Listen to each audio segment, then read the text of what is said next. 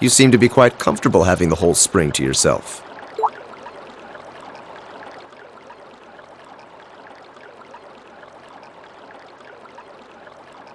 Oh, hey. I didn't think anyone would be swinging by this late. I figured everyone would be fast asleep by now. I might have been, but I noticed you leaving your room, so I thought I'd see what you were up to. Would you mind if I joined you? Sure, go right ahead.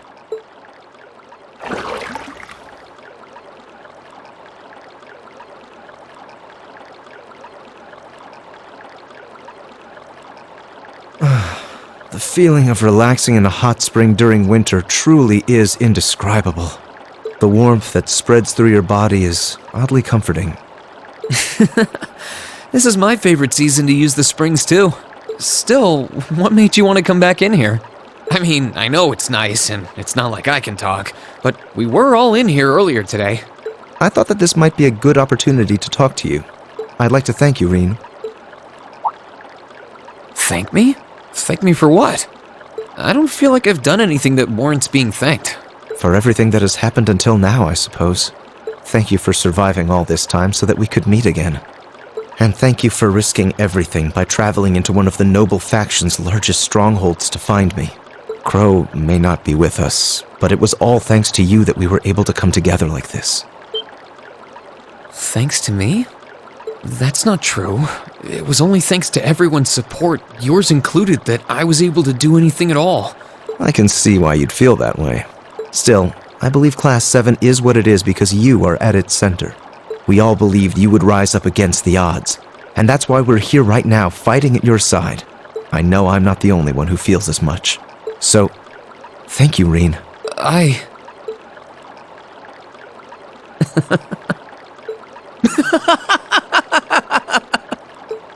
I'm not sure laughing is the most appropriate reaction, especially since you're always the one making us listen to those ridiculously florid speeches with a straight face.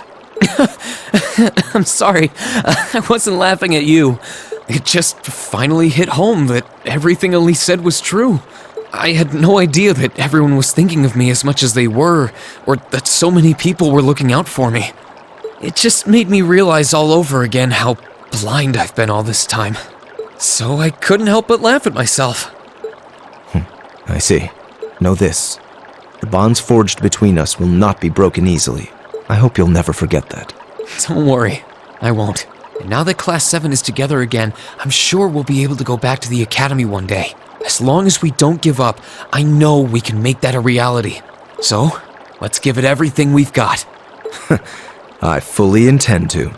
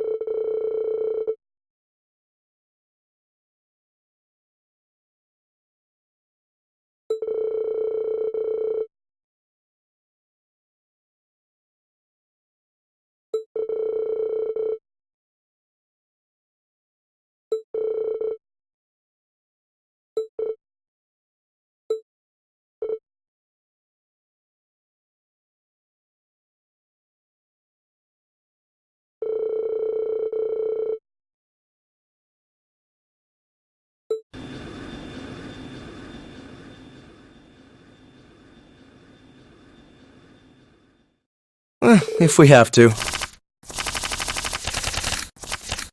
Draw a card. We have the same score. I'll be going first. Take this! Be gone!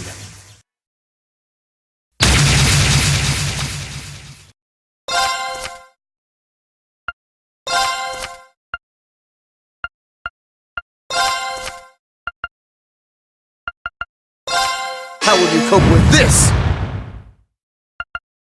I can't believe— At least it wasn't a complete waste of time.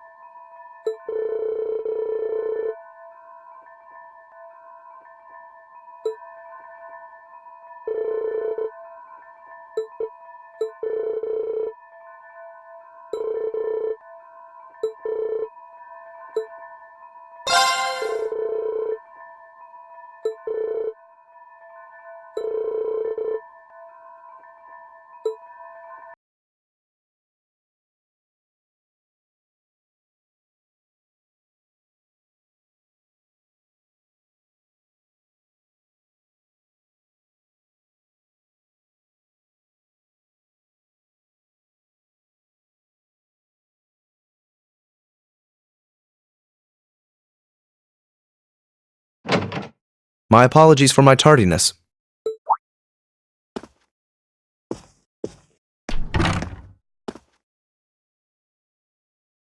You can't apologize if you're not late. I just decided to show up early. How are the horses doing? Splendidly, if not a little too energetic for their own good. Whitcomb was especially thrilled to finally be reunited with his master. I bet he was. Nice to hear. There's not a brick out of place, which means it's just as run down as ever. Still, I've made so many memories here. I wouldn't have it any other way. That's for sure. It's really nostalgic being back here again. What do you say we head on up? I want to see what things are like upstairs, too. All right, why not?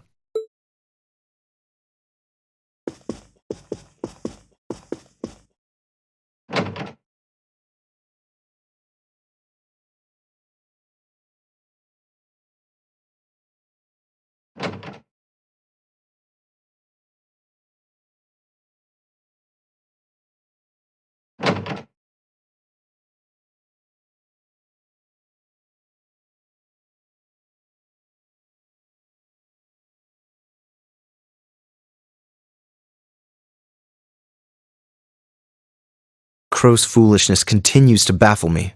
He's fighting under a banner that doesn't include him. He's the sort you'd more likely find in a casino than the capital. That's for sure. Fighting for the Alliance really doesn't suit him one bit. I'm sure he realizes that too, though. He sees Duke Cayenne as more of a sponsor than an ally. So it's just a case of the two using each other while they share a common purpose. Winning him over won't be easy, but we should push this angle if we intend to do so. Rufus will likely be more difficult, given his key position in the Alliance and shared ideals. I didn't even think... My brother's always been my light, both dazzling and warm. He commanded respect, but he also deservedly earned my absolute trust. After the death of my mother, he was the only living relative who did so. And he was a constant. Someone I could rely on and look up to after I was taken into the family mansion in Berea. I know how you feel. Your brother is to you what Elise and my parents are to me. I'm sure he still cares about you too. He's probably just as worried about your inevitable encounter as you are. The two of you might disagree about the country's future, but that doesn't mean you can't care about each other. I agree, which is precisely why I've chosen to fight him with everything I have. That, above all else, is the role that I must play in ending this war. I am the man I am today because of my brother. He gave me everything I have, taught me everything I know. He was the one who taught me how to behave as a noble should, taught me to raise horses, trained me as a swordsman. I was always looking up at him, as if he were some sort of celestial being shining in the sky above. So the idea that I could cross swords with him on equal footing and emerge victorious always struck me as absurd. But not anymore. For all their riches, power, and influence, even the greatest noble is human, and they can fall like anyone else. My father always treated me with scorn. I was forever doomed to be the bastard child. But I always tried to act a noble. I suppose I did so out of some sense of duty towards my late mother. But as I spent more time with you, Regnitz, and our other classmates, my very perception of nobility changed. I found myself wanting to discover what it truly means to be proud of one's nobility. True pride. I can, and I will, surpass my brother. Not in order to justify the title given to me at birth, but in order to demonstrate the pride I have in myself as myself.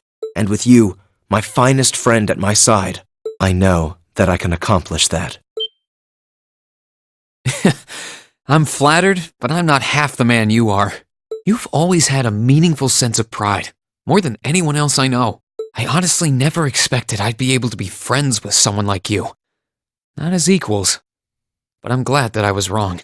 It fills me with pride to know how much belief you place in me, and that you're even willing to put it into words. Perhaps your numerous heart-to-hearts and endless supply of passionate speeches have finally rubbed off on me. No matter how this war ends, our position as nobles will likely never be the same again. Regardless of what happens to this nation, we will always have our pride. That should never change. There's the Jusis I know. I won't let my pride waver either. Not when I've got a friend like you to keep me in line. That goes without saying. I can't have you embarrassing me now, can I?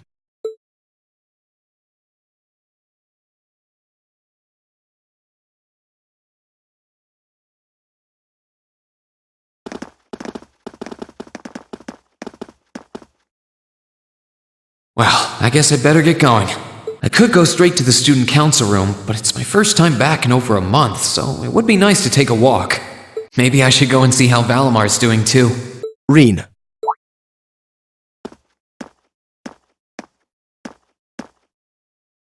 What's up, Jusis? I thought you were going to pay a visit to the horses in the stable.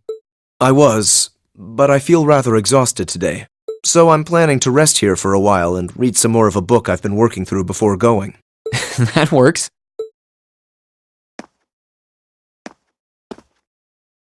If you don't have anything else to do, you should join me. Huh? I don't have anything specific to discuss with you or anything. It's just that we don't have much time left to spend peacefully with one another. That's true. Well, seeing as you're offering, I have a book I was working on myself, actually. Oh, if you have any recommended books, I'd love to read them. Very well.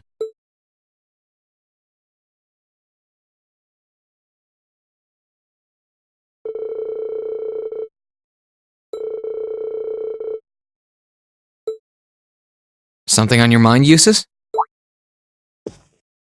For the first time in a long time, no. I'm just taking a short break.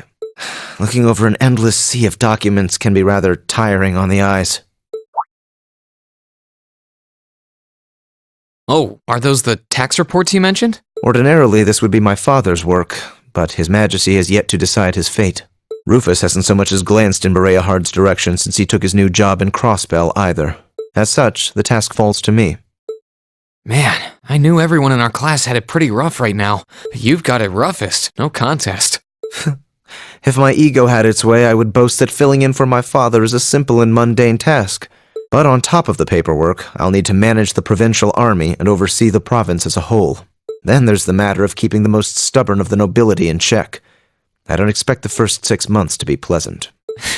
The fact that you're already thinking 6 months ahead is pretty impressive as it is. Standing in for Duke Albarea like that must take some real confidence. I know you'll manage, though. That much is obvious. While it wouldn't be ideal, I'm sure that Arnal could ostensibly take care of most of my father's duties as well. I can't imagine the city would feel too major of an impact were I to spend an extra year. Stop. As much as I'd like that, it's not what's best for either of us. Or Bereahard. The best thing we could do now is go our separate ways. Both for the greater good and for growing as people and as nobles. We only get one life. One shot at this. We might as well try to make the most of the time we have, right? The same holds true for all of our other classmates, too. Perhaps you're right. Given that my father and brother are in no position to do so, I'm currently the only one who can run Bereahard in the long term. I'm just as certain of that as ever, and now I feel the weight of responsibility even more keenly. As I've told you before, you've always struck me as a danger to yourself. It seems all too likely to me that people will continue to use you for their personal gain until there's nothing left of you. Even so, I hope you can show me that you can take care of yourself, even while I'm far away. If your pride as a noble never falters, and you can maintain faith in yourself, however, that shouldn't be an issue. Thanks, Jusis. I won't forget that. See that you don't.